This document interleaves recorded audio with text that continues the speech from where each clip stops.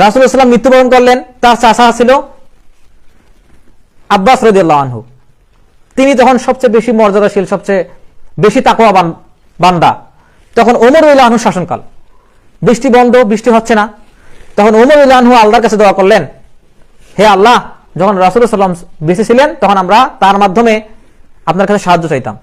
এখন আমরা তার চাচা আব্দুল্লাহ ইবনে আব্বাস রাদিয়াল্লাহু আনহুমা তার মাধ্যমে আপনার কাছে সাহায্য চাচ্ছি, আপনি আমাদের বৃষ্টি দেন। তখন কি হলো? বৃষ্টি শুরু হয়ে গেল। তো এই যে তিনি কি বেঁচে ছিলেন নাকি মৃত্যুবরণ করছিলেন? বেঁচে ছিলেন। তাহলে রাসূলুল্লাহ সাল্লাল্লাহু আলাইহি ওয়াসাল্লামকে ওসিলা করে সাহাবীরা দোয়া করছেন কখন? বেঁচে থাকা অবস্থায় নাকি মৃত্যুবরণ করছেন তখন? দেখেন রাসূলুল্লাহ সাল্লাল্লাহু আলাইহি ওয়াসাল্লাম মদিনাতেই আছেন, যেখানে ওমর রাদিয়াল্লাহু আনহুর রাজধানী, যে মদিনা থেকে তিনি বিশ্ব পরিচালনা করতেছেন, সেখানে তো রাসূলুল্লাহ সাল্লাল্লাহু আলাইহি ওয়াসাল্লামের কবর।